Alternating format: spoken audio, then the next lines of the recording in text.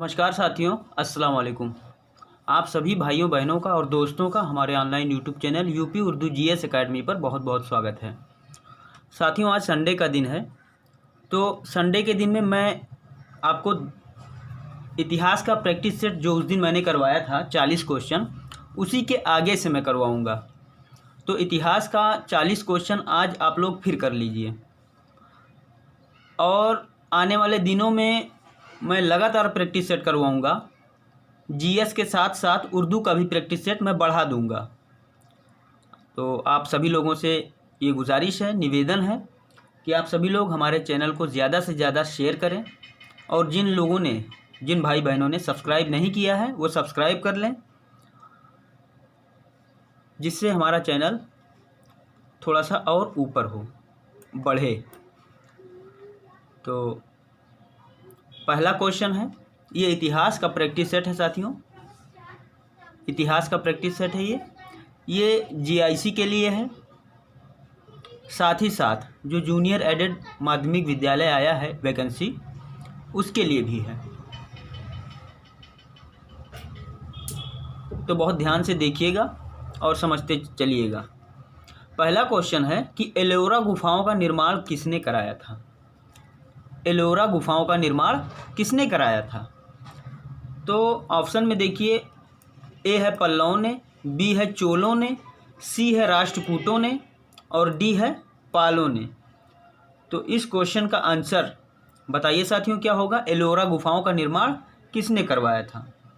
तो मैं आप सभी लोगों को बता देना चाहता हूं कि जो एलोरा गुफा है ना, तो एलोरा गुफाओं का निर्माण राष्ट्रकूटों ने करवाया था, राष्ट्रकूटों ने करवाया था। तो इस क्वेश्चन का आंसर ऑप्शन नंबर सी बिल्कुल सही हो जाएगा।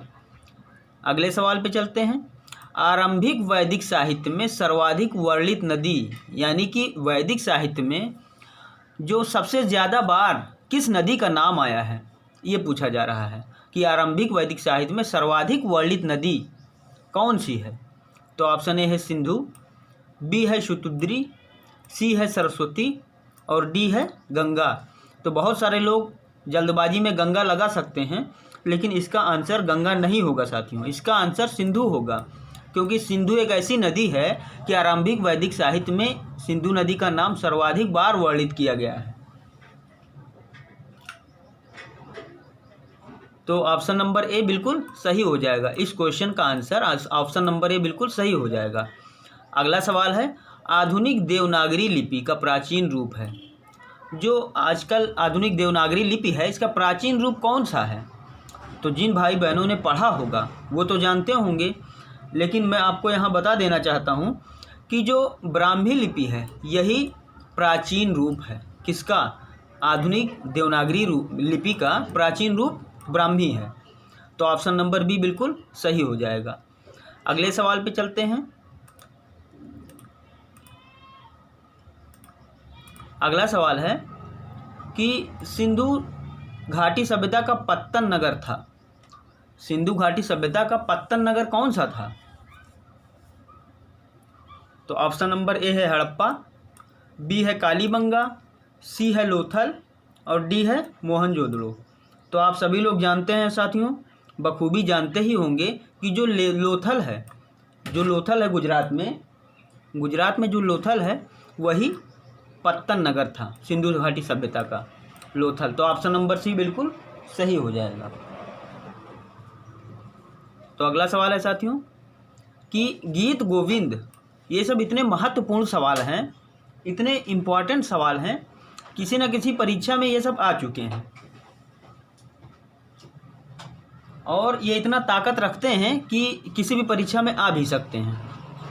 तो इसलिए आप लोगों से निवेदन है कि इन सारे प्रश्नों को आप वीडियो कई बार देखिएगा और इन सारे प्रश्नों को आप कई बार जब देखेंगे तो याद भी हो जाएगा।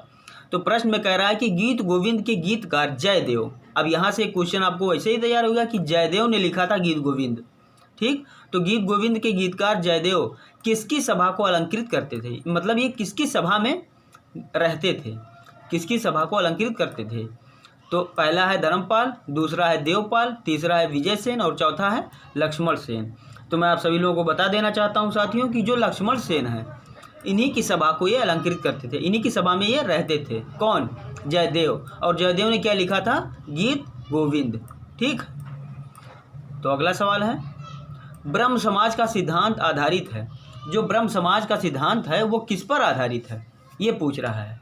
तो पहला ऑप्शन है नास्तिकता पर, दूसरा है अद्वैतवाद पर, तीसरा है एक देववाद पर, और चौथा है बहुदेववाद पर। तो मैं आप सभी लोगों को बता देना चाहता हूं साथियों कि एकेश्वरवादी है ये ब्रह्म समाज जो है, एकेश्वरवादी है, मतलब एक देववाद पर यह आधारित है, सिद्धांत इसका एक देववाद है।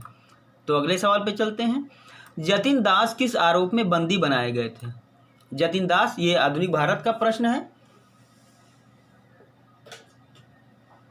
कह रहा है कि जतिन दास किस आरोप में बंदी बनाए गए थे? तो पहला ऑप्शन है मेरठ षड्यंत्र, बी है पेशावर षड्यंत्र, सी है लाहौर षड्यंत्र, और डी है चटगांव होना चाहिए, चिटगांव लिखा हुआ है, चटगांव सशस्त्र लूट। ठीक। तो आधुनिक भारत का ये प्रश्न है। तो मैं आपको बता देना चाहता हूँ साथियों कि जो लाहौर षड्यंत्र है, लाहौर षड्यंत्र में ही जतिन दास को बंदी बना दिया गया था। ठीक है, लाहौर षड्यंत्र से ये संबंधित थे। तो ऑप्शन नंबर सी बिल्कुल सही हो जाएगा। अगला सवाल है, भारतीय राष्ट्रीय कांग्रेस के 1905 के बनारस अधिवेशन का अध्यक्ष कौन था? तो ये चीज़ तो मैंने आप सभी लोगों को पढ़ाया है कि जो बनारस में अधिवेशन हुआ था 1905 में भारतीय राष्ट्रीय कांग्रेस का जो बनारस में अधिवेशन हुआ था उसके अध्यक्ष कौन थे? तो पहला है सुरेंद्र नाथ बनर्जी, फिरोज शाह मेहता, गोपाल कृष्ण गोखले, और डी है दिनशा वाचा। तो ये प्रश्न, इस प्रश्न का उत्तर मैं आप सभी लोगों को जब हम पढ़ा रहे थे भारतीय राष्ट्रीय आंदोलन 1905, तब हमने आपको बताया था। जिन साथियों को याद होगा वो तो लगा दिए होंगे, लेकिन जिन्हें नहीं याद है मैं उनको बता देना चाहता हूँ कि गोपाल कृष्ण गोखले जो हैं यही 1905 के अधिवेशन के अध्यक्ष थे जो बनारस में हुआ था। और क्यों हुआ था? ये बंग भंग आंदोलन के सपोर्ट में हुआ था। तो अगला सवाल है, कथन ए है, इसमें कथन कारण का सवाल है ये। ब्रिटेन ने 1947 में भारत को आज़ाद कर दिया। ब्रिटेन ने 1947 में भारत को आज़ाद कर दिया। अब कारण क्या है? कह रहा है ये ब्रिटेन दूसरे विश्व युद्ध में दुर्बल हो गया था। ब्रिटेन दूसरे विश्व युद्ध में दुर्बल हो गया था। क्या यही कारण था, इसीलिए आज़ाद कर दिया था? तो आप जो पहला कथन है कि 1947 में भारत को आज़ाद कर दिया था, ये तो बिल्कुल सही है। फिर कारण है कि ब्रिटेन दूसरे विश्व युद्ध में दुर्बल हो गया था, तो ये भी बिल्कुल सही है साथियों। ए और आर दोनों सही है, परंतु आर ए की सही व्याख्या नहीं करता है। ऑप्शन नंबर बी बिल्कुल सही हो जाएगा। तो ऑप्शन क्या कथन कह रहा है कि ब्रिटेन ने 1947 में भारत को आज़ाद कर दिया था, कथन तो बिल्कुल सही है। और दूसरा है ब्रिटेन दूसरे विश्व युद्ध में दुर्बल हो गया था, ये गलत कथन है। तो इस तरह से गलत कथन तो नहीं है, ये सही तो दोनों है, लेकिन सही व्याख्या नहीं कर रहा है। ऑप्शन दोनों सही है लेकिन व्याख्या सही नहीं कर रहा है। दुर्बल हो गया था इसलिए थोड़ी ना आज़ाद कर दिया था भारत को। भारत को आज़ाद करवाने के लिए तो बहुत कुछ भारतवासियों ने खोया है, तब आज़ाद हुआ है। तो इसका मतलब सही तो दोनों है, ए और आर दोनों सही है, लेकिन जो है आर ए की सही व्याख्या नहीं करता है। तो इस तरह से आपका विकल्प नंबर बिल्कुल सही हो जाएगा। कौन सा? बी। ऑप्शन नंबर बी बिल्कुल सही हो जाएगा। अगले प्रश्न पे चलते हैं।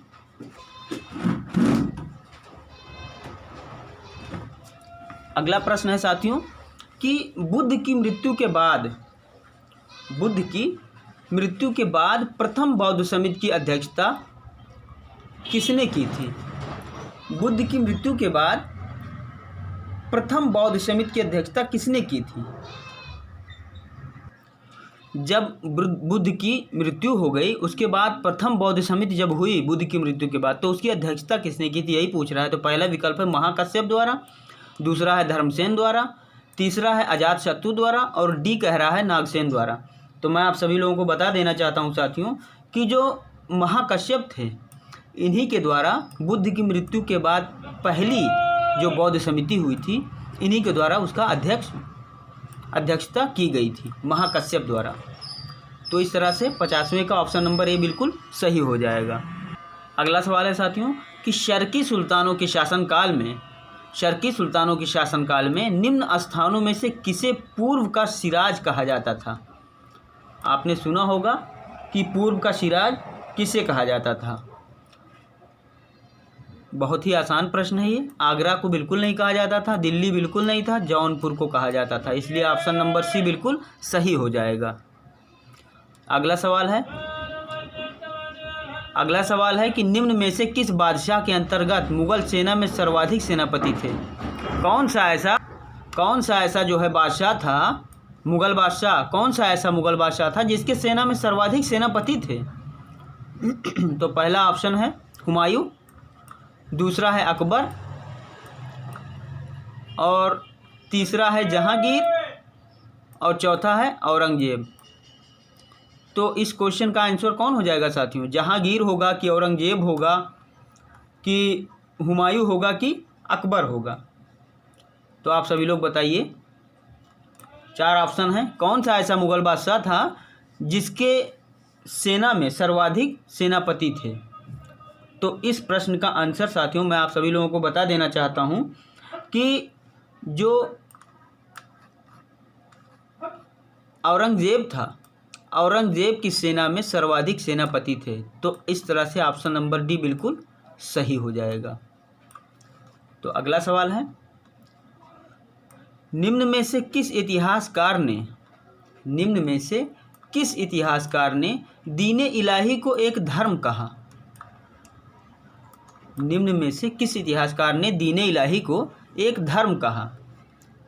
ऑप्शन है अबुल फजल, बी है अब्दुल कादिर बदायूनी, सी है निजामुद्दीन अहमद और डी है इनमें से कोई नहीं।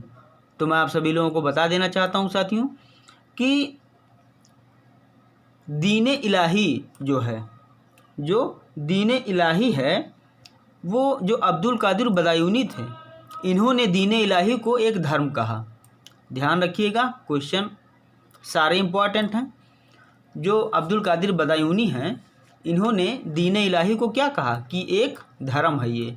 ठीक है, तो अगले सवाल पे चलते हैं। सर्वप्रथम लोक निर्माण विभाग की स्थापना किसने की थी? बहुत ही महत्वपूर्ण प्रश्न है ये कि सर्वप्रथम लोक निर्माण विभाग की स्थापना किसने की थी? तो पहला ऑप्शन है इल्तुतमिश ने, दूसरा है बलबन ने, तीसरा है अलाउद्दीन खिलजी ने और चौथा है फिरोज शाह तुगलक ने।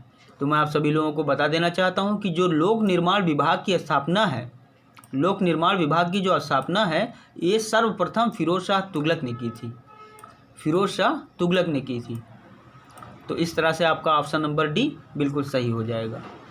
अगला प्रश्न है कि दारा शिकोह औरंगजेब का भाई था साथियों।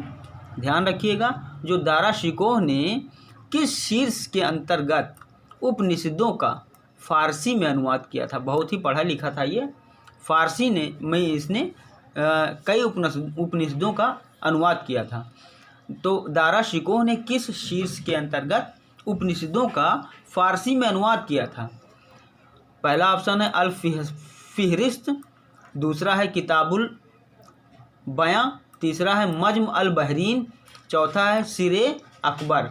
तो मैं आप सभी लोगों को बता देना चाहता हूं कि जो सिरे अकबर है, इसी शीर्षक के नाम से, सिर्रे अकबर के शीर्षक के नाम से दारा शिकोह ने तमाम उपनिषदों का फारसी में अनुवाद किया था। तो आगे चलते हैं साथियों। अगला सवाल है कि निम्न में से कौन सा मकबरा द्वितीय ताजमहल कहलाता है?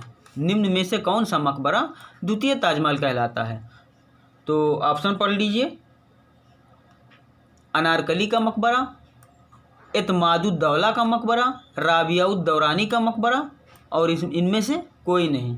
तो मैं आप सभी लोगों को बता देना चाहता हूं कि जो राबियाउद्दौरानी का मकबरा है, इसी को द्वितीय ताजमहल कहा जाता है। राबियाउद्दौरानी के मकबरे को द्वितीय ताजमहल कहा जाता है। आप सभी लोग देख लीजिए और समझते चलिए, जहां आपको लगे लिखने लायक है वहां लिख भी लीजिएगा। अगला सवाल है, भारत में अंग्रेजों के समय में प्रथम जनगणना कब हुई? बहुत ही इंपॉर्टेंट सवाल है ये, आधुनिक भारत का है कि भारत में अंग्रेजों के समय में प्रथम जनगणना कब हुई थी? किसके शासनकाल में हुई थी? तो पहला है लॉर्ड डफरिन के शासनकाल में, दूसरा है लॉर्ड लिटन के शासनकाल में, तीसरा है लॉर्ड मेयो के शासनकाल में और चौथा है लॉर्ड रिपन के शासनकाल में।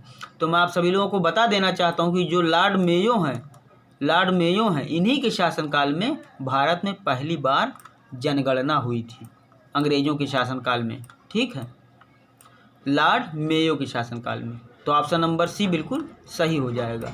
तो अगला सवाल है, सर टॉमस मुनरो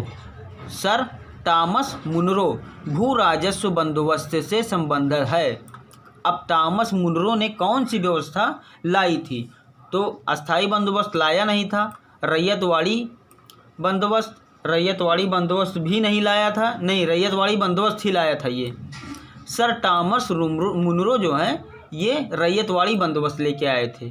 ठीक है साथियों, तो इस तरह से आपका विकल्प नंबर सी बिल्कुल सही हो जाएगा। तो अगला सवाल है, फारसी साप्ताहिक मिरातुल अखबार को प्रकाशित करते थे। जो मिरातुल अखबार था इसको कौन प्रकाशित करते थे? ये पहला ऑप्शन है लाला लाजपत राय, दूसरा है राजा राम मोहन राय, तीसरा है सर सैयद अहमद खां और चौथा है मौलाना शिबली नोमानी। तो मैं आप सभी लोगों को बता देना चाहता हूँ कि जो राजा राम मोहन राय हैं, तो राजा राम मोहन राय के द्वारा ही मिरातुल अखबार प्रकाशित किया जाता था। ठीक है साथियों, तो ऑप्शन नंबर बी बिल्कुल सही हो जाएगा। जब हम भारतीय जन जागरण आंदोलन पढ़वाएंगे, जब हम पढ़ाएंगे भारतीय समाज सुधारक आंदोलन, जब हम समाज सुधारक आंदोलन में आएंगे 1857 के बाद, तब आपको राजा राम मोहन राय के बारे में भी बताएंगे और जितने भी समाज सुधारक हुए हैं सब के बारे में हम आपको एक एक करके बताएंगे। तो जो राजा राम मोहन राय हैं इन्होंने ही मिरातुल अखबार को प्रकाशित करते थे यही। तो अगला सवाल है, बाल विवाह प्रथा को नियंत्रण करने के लिए 1872 के सिविल मैरिज एक्ट ने लड़कियों के विवाह की न्यूनतम उम्र निर्धारित कर दी थी। कितनी कर दी थी? बहुत ही इम्पोर्टेंट, मोस्ट इम्पॉर्टेंट क्वेश्चन है ये, मोस्ट इम्पॉर्टेंट क्वेश्चन। बाल विवाह प्रथा को नियंत्रित करने के लिए 1872 के सिविल मैरिज एक्ट ने लड़कियों के विवाह की न्यूनतम उम्र कितनी निर्धारित की? तो पहला ऑप्शन है 14 वर्ष, दूसरा है 16 वर्ष, तीसरा है 18 वर्ष और चौथा है उपर्युक्त में से कोई नहीं। तो मैं आप सभी लोगों को बता देना चाहता हूं साथियों कि जो 14 वर्ष है यही निर्धारित हुई थी। 1872 के सिविल मैरिज एक्ट में 14 वर्ष लड़कियों की न्यूनतम आयु निर्धारित की गई थी, इसलिए ऑप्शन नंबर ए आपका बिल्कुल सही हो जाएगा। अगला प्रश्न है कि निम्नलिखित में से सबसे बाद में क्या हुआ? अच्छा, क्रम पूछ रहा है कि सबसे बाद में कौन सा हुआ। हड़प नीति सबसे बाद में आई, या अस्थाई बंदोबस्त सबसे बाद में आया, या बंगाल विभाजन सबसे बाद में हुआ, या सहायक संधि सबसे बाद में हुई। इन चारों में से पूछ रहा है कि सबसे बाद में कौन सा हुआ। तो आपको जब सबका डेट याद होगा तभी ना पता रहेगा कि सबसे बाद में कौन सा आया। तो मैं आपको बता देना चाहता हूं साथियों कि जो हड़प नीति थी ये डलहौजी द्वारा लाई गई थी। ये 1900 के पहले ही लाई गई थी, लेकिन बंगाल विभाजन आपका 1905 में हुआ था।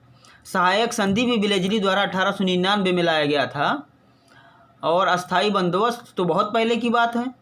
और हड़प नीति डलहौजी, यानी कि जो और तीनों है ये तीनों 1900 के अंतर्गत ही था, लेकिन ये 1905 में हुआ था। बंगाल विभाजन जो हुआ था 1905 में हुआ था, आप सभी लोग जानते होंगे। तो सबसे बाद में बंगाल विभाजन ही हुआ था। तो इस तरह से आपका ऑप्शन नंबर बी बिल्कुल सही हो जाएगा। अगला सवाल है, भारतीय राष्ट्रीय आंदोलन पर इंडियन स्ट्रगल नामक पुस्तक किसने लिखी थी? भारतीय राष्ट्रीय आंदोलन पर इंडियन स्ट्रगल, देखिए सवाल को देखिए और सवाल की धार को समझिए। इंडियन स्ट्रगल नामक पुस्तक किसने लिखी थी? तो ऑप्शन नंबर है ए है सुभाष चंद्र बोस ने, बी है पट्टाभी सीतारमैया के द्वारा, सी है जवाहरलाल नेहरू के द्वारा और डी है उपर्युक्त में से कोई नहीं।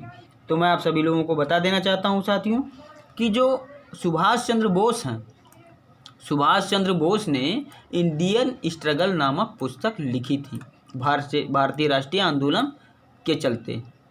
इंडियन स्ट्रगल नामक पुस्तक सुभाष चंद्र बोस द्वारा लिखी गई थी। तो अगले सवाल पर चलते हैं। अगला सवाल है कि विक्रमशिला विहार का संस्थापक कौन था। बहुत ही पुराना क्वेश्चन है, मशहूर क्वेश्चन है। तो एक बार पढ़िए आप लोग कि विक्रमशिला विहार का संस्थापक कौन था। तो पहला ऑप्शन है गोपाल, दूसरा है देवपाल, तीसरा है धर्मपाल, चौथा है महिपाल। तो आप सभी लोगों में से बहुत सारे लोग जानते होंगे साथियों, फिर भी मैं बता देना चाहता हूं कि जो धर्मपाल हैं इन्हीं ने विक्रमशिला विहार का संस्था को रखा था। ठीक है, यही संस्थापक हैं धर्मपाल। इनका नाम याद रखिएगा, बहुत ही ऊंची हस्ती हैं ये। इन्होंने जो है विक्रमशिला विहार की स्थापना की थी। तो अगला सवाल है कि जहांगीर ने मुख्यतः निम्नलिखित में से किस कला को संरक्षण दिया। जहांगीर ने मुख्यतः निम्नलिखित में से किस कला को संरक्षण दिया जहांगीर ने। तो पहला ऑप्शन है चित्रकला, दूसरा है स्थापत्य कला, तीसरा है मूर्तिकला और चौथा है संगीत कला। तो मैं आप सभी लोगों को बता देना चाहता हूं साथियों कि जो चित्रकला जहांगीर ने चित्रकला को बहुत ज़्यादा महत्व दिया और चित्रकला को ही संरक्षण दिया। वो एक चित्रकार भी था, चित्र बनाया करता था। तो जहांगीर ने चित्रकला को संरक्षण दिया। तो इसी के साथ जो है अगले पेज पे चलते हैं साथियों। तो अगले पेज पे पहला सवाल है, देखिए, गुलामों का गुलाम किसे कहा जाता है। गुलामों का गुलाम किसे कहा जाता है। गुलामों का गुलाम किसे कहा जाता है, आप सभी लोग जानते होंगे। पहला ऑप्शन है मोहम्मद गौरी, दूसरा है कुतुबुद्दीन ऐबक, तीसरा है बलबन और चौथा है इल्तुतमिश। तो मैं आप सभी लोगों को बता देना चाहता हूं, लेकिन बहुत सारे लोग जानते भी होंगे कि जो इल्तुतमिश हैं वो कुतुबुद्दीन ऐबक के गुलाम थे और कुतुबुद्दीन ऐबक मोहम्मद गौरी का गुलाम था, इसलिए इल्तुतमिश को गुलामों का गुलाम कहा जाता है। अगला सवाल है, किस वर्ष बाबर ने सुल्तान इब्राहिम लोदी को पानीपत की लड़ाई में पराजित किया था। तो आप सभी लोग जानते होंगे, जो ऑप्शन नंबर, आप सभी लोग ये जानते होंगे साथियों कि जो ऑप्शन नंबर बी है 1526 में पानीपत का प्रथम युद्ध हुआ था बाबर और इब्राहिम लोदी के बीच। तो इसलिए आपका ऑप्शन नंबर बी बिल्कुल सही हो जाएगा। 67वां प्रश्न है कि सूची 1 को सूची 2 से मिलाइए और नीचे दिए गए कूटों से इसको सही उत्तर इसका चुनिए। तो देखिए, जो अशोक हैं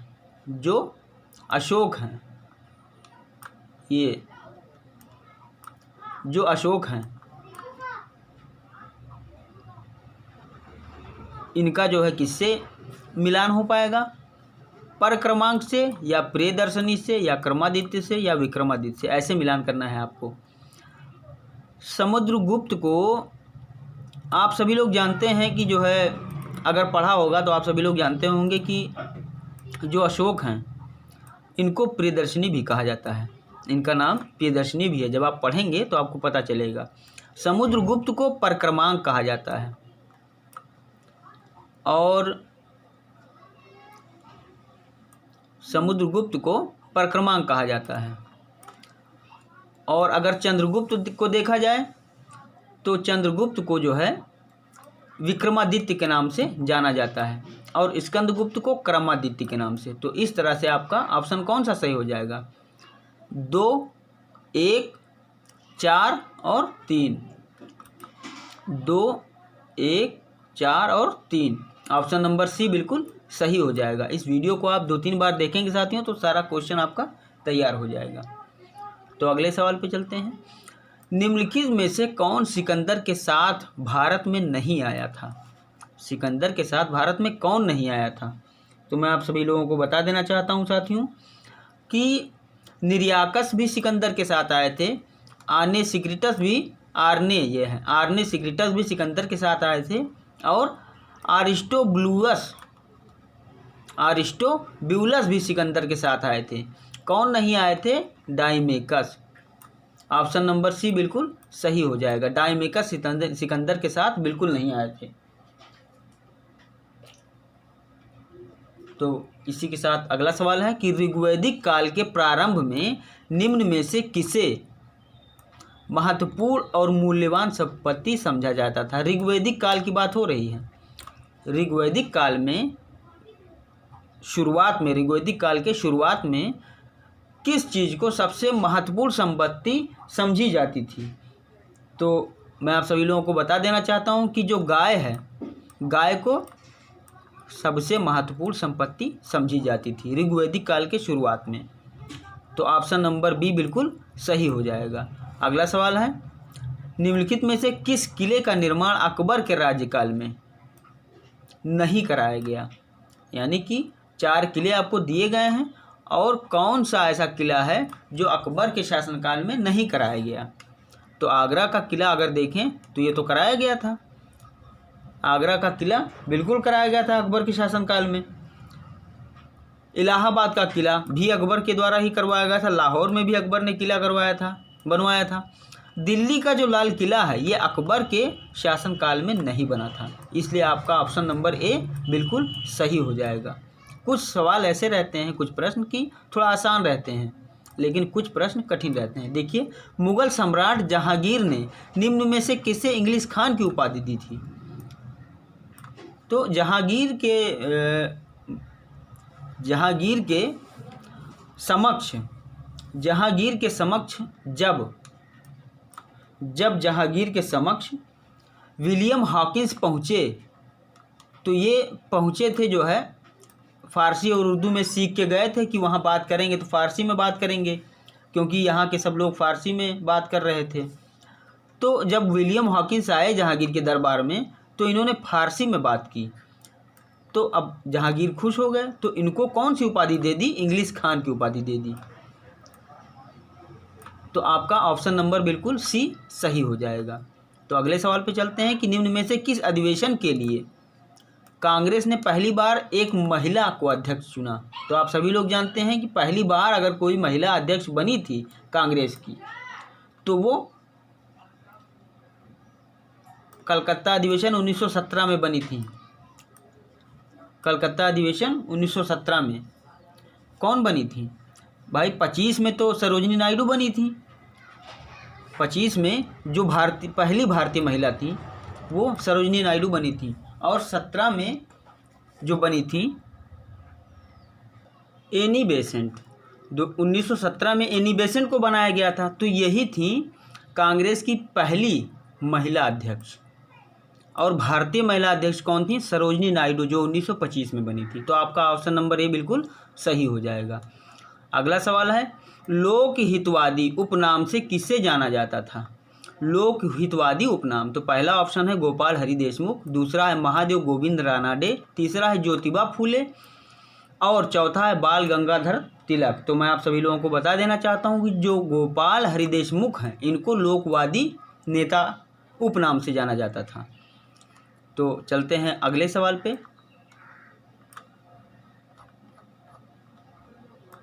अगला सवाल है 74वां कि कामागाटा मारू क्या है। कामागाटा मारू क्या है साथियों, आप सभी लोग जानते होंगे। जो नहीं जानते हैं मैं फिर भी बता देना चाहता हूं कि ये एक जहाज है। कामागाटा मारू एक जहाज है। अगला सवाल है 1946 के कैबिनेट मिशन का नेतृत्व किसने किया था। 1946 के कैबिनेट मिशन का नेतृत्व किसने किया था। पहला है ऑप्शन सर पैथिक लॉरेंस द्वारा, बी है सर लॉर्ड लिथगो द्वारा, और सी है लॉर्ड वावेली द्वारा, और डी है सर जॉन साइमन द्वारा।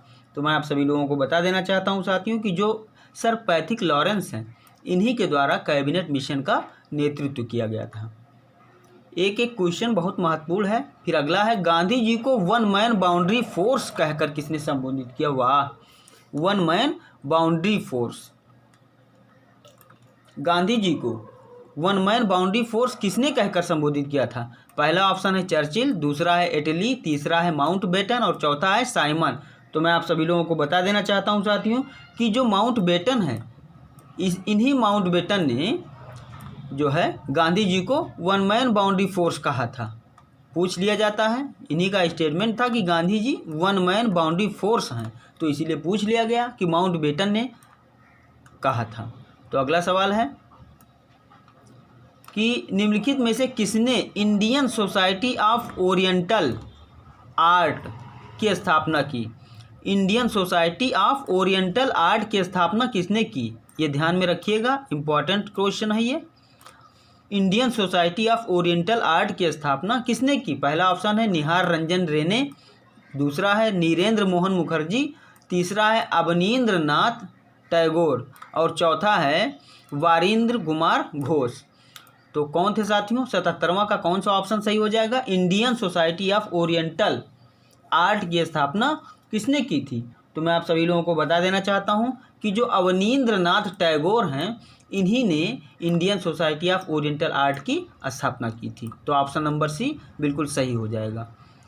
अगला सवाल है, अगला प्रश्न, निम्नलिखित में से किसने भारत में स्वर्ण सिक्कों का प्रचलन नियमित उपयोग के लिए किया था? स्वर्ण सिक्कों का प्रचलन नियमित उपयोग के लिए किया था। किसने भारत में स्वर्ण सिक्कों का प्रचलन जो है नियमित उपयोग के लिए किया था? तो पहला ऑप्शन है विम कैडफिशस ने, बी है कुजुल कैडफिशस ने, सी है कनिष्क ने और डी है हर्मवीज ने। तो कुछ भाई बहनों को पता भी होगा इसका आंसर, फिर भी मैं बता देना चाहता हूँ कि जो विम कैडफिशस थे, इन्होंने ही भारत में स्वर्ण सिक्कों का प्रचलन नियमित उपयोग के लिए किया था। ठीक, तो ऑप्शन नंबर ए आपका बिल्कुल सही हो जाएगा। अगले प्रश्न पे चलते हैं। चंगेज खान का मूल नाम क्या था? चंगेज खान का मूल नाम, ये सभी लोग नहीं जानते होंगे चंगेज खान का मूल नाम। पहला ऑप्शन है खासुल खान, दूसरा है एशुगई, तीसरा है तेमुचिन और चौथा है ओगदी। तो मैं आप सभी लोगों को बता देना चाहता हूँ कि जो चंगेज खान था, चंगेज खान, उसका मूल नाम तेमुचिन था, मूल नाम तेमुचिन था। ऑप्शन नंबर सी बिल्कुल सही हो जाएगा। तो अगले सवाल पे चलते हैं। हाली पद्धति संबंधित है, जो ये हाली पद्धति है ये किससे संबंधित है? बंधुआ मजदूर से या किसानों के शोषण से या छुआछूत से या अशिक्षा से? तो मैं आप सभी लोगों को बता देना चाहता हूँ कि बंधुआ मजदूर से ये संबंधित है। हाली पद्धति बंधुआ मजदूर से संबंधित है। तो ऑप्शन नंबर ए बिल्कुल सही हो जाएगा। अगला प्रश्न है, परम भागवत उपाधि धारण करने वाला प्रथम गुप्त शासक कौन था? अगर आप लोगों ने गुप्त साम्राज्य पढ़ा होगा प्राचीन इतिहास में, तो आप सभी लोग जानते भी होंगे, फिर भी मैं आप लोगों को बता देना चाहता हूं कि परम भागवत जो उपाधि थी, परम भागवत जो उपाधि थी वो चंद्रगुप्त द्वितीय जो था, इसने धारण की हुई थी परम भागवत की उपाधि। तो इस तरह से आपका ऑप्शन नंबर सी बिल्कुल सही हो जाएगा। अगला सवाल है, निम्नलिखित युग्मों में कौन सही सुमेलित नहीं है? तो इनमें आपको कौन सही सुमेलित नहीं है ये देखना है। तो देखिए, हावड़ा षड्यंत्र 1910 में बिल्कुल सही है। विक्टोरिया षड्यंत्र 1914 में ये भी बिल्कुल सही है। लाहौर षड्यंत्र 1916-1930 में ये भी बिल्कुल सही है। जो काकोरी षड्यंत्र है ये 1924 में नहीं हुआ था साथियों। काकोरी षड्यंत्र जो है ये 1924 में नहीं हुआ था, इसलिए यही सुमेलित नहीं है और यही पूछ रहा है कि कौन सुमेलित नहीं है। तो ऑप्शन नंबर डी आपका बिल्कुल सही हो जाएगा। अगला प्रश्न है कि 1905 में क्रांतिकारी संगठन अभिनव भारत संगठित किया गया था। अभिनव भारत कहाँ पे संगठित किया गया था? तो मैं आपको बता देना चाहता हूँ कि जो अभिनव भारत था वो कहाँ मतलब संगठित, मतलब कहाँ इसकी नींव डाली गई अभिनव भारत की। तो मैं आप सभी लोगों को बता देना चाहता हूँ साथियों कि अभिनव भारत जो है वो उड़ीसा में बिल्कुल नहीं, बंगाल में बिल्कुल नहीं, उत्तर प्रदेश में तो बिल्कुल नहीं, महाराष्ट्र में इसकी नींव पड़ी थी। किसने? वीडी सावरकर ने डाली थी इसकी नींव अभिनव भारत की। ध्यान में रखिएगा, वीडी सावरकर द्वारा अभिनव भारत 1905 में, किसी किसी किताब में 4 लिखा रहता है, किसी किसी किताब में 5 लिखा रहता है, तो 4 और 5 दोनों ध्यान में रखिएगा। महाराष्ट्र में इसकी नींव डाली गई थी, किसके द्वारा? वीडी सावरकर के द्वारा। तो अगला प्रश्न है कि लंदन में आयोजित निम्नलिखित गोलमेज सम्मेलन में किसने महात्मा गांधी उपस्थित थे? महात्मा गांधी ने चारों गोलमेज सम्मेलनों में से कौन से गोलमेज सम्मेलन में भाग लिया था? तो मैं आप सभी लोगों को बता देना चाहता हूँ, ये आसान क्वेश्चन है। द्वितीय गोलमेज सम्मेलन में, जो द्वितीय गोलमेज सम्मेलन हुआ था, महात्मा गांधी जी ने भाग लिया था द्वितीय गोलमेज सम्मेलन में। तो आपका ऑप्शन नंबर बी बिल्कुल सही हो जाएगा। तो अगला प्रश्न है कि निम्नलिखित में से कौन सही सुमेलित नहीं है? पूछ रहा है कौन सही सुमेलित नहीं है। तो इन 4 ऑप्शनों में देखिए कौन सही सुमेलित नहीं है। मोतीलाल नेहरू रिपोर्ट। अगला है एम.के. गांधी चंपारण आंदोलन, S C. Bose forward bloc, M A. Jinnah खिलाफत आंदोलन। तो मैं आप सभी लोगों को बता देना चाहता हूं कि मोतीलाल नेहरू रिपोर्ट बिल्कुल सही है, एम.के. गांधी चंपारण आंदोलन बिल्कुल सही है, सुभाष चंद्र बोस फॉरवर्ड ब्लॉक बिल्कुल सही है, लेकिन एम.ए. जिन्ना खिलाफत आंदोलन बिल्कुल गलत है। ये तो पूछ भी वही रहा है कि कौन सुमेलित नहीं है, तो ऑप्शन नंबर डी आपका बिल्कुल सही हो जाएगा। अगला सवाल है अच्छा, इस सवाल का 2 ही ऑप्शन दिया गया है और 2 ऑप्शन जो है अगले पेज पे होगा। तो ये सवाल हम फिलहाल अगले दिन करवाएंगे, जब प्रैक्टिस सेट अगले दिन लेके आएंगे तब हम करवाएंगे। तो आज का ये आपका 40 क्वेश्चन हो गया, ये इतिहास का था। तो जितने भी प्रैक्टिस सेट हमारे इतिहास के हों, चाहे भूगोल के हों, चाहे पॉलिटी के हों, सब मैं बारी बारी से करवाऊंगा। उन सारे प्रैक्टिस पेपर को आप देखा करें और बार बार देखेंगे तो आपका याद हो जाएगा। ये बहुत ही महत्वपूर्ण क्वेश्चंस हैं जो किसी न किसी पेपर में आ चुके हैं साथियों, किसी न किसी पेपर में आ चुके हैं। यूपी पीएससी के पेपर में भी आ चुका है। इसीलिए ये सब, इन सब का संकलन एक है मेरे पास, मैं संकलन करके करवा रहा हूँ। तो आप सभी लोगों का पूरा वीडियो देखने के लिए बहुत बहुत धन्यवाद, बहुत बहुत शुक्रिया।